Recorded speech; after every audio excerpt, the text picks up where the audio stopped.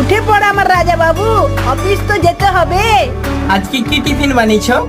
তোর ফেভারিট। লুচি আলুর দম? হ্যাঁ, এক্ষুনি রেডি হচ্ছি। মনে করে খাবার খাবি কিন্তু আবার ভুলে যাসনি যেন।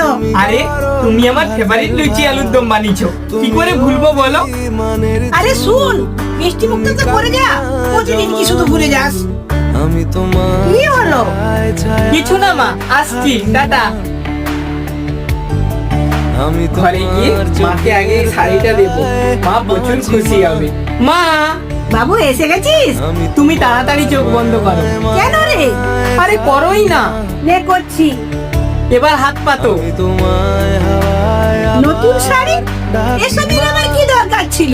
আমি সকালেই দেখলাম তোমার শাড়িটা ছেঁড়া, আর তুমি তো নিজে মুখে কিছু বলবে না, তাই তোমার জন্য এই শাড়িটা নিয়ে এলাম। সত্যি আমার বাবুটা কত বড় হয়ে গেল।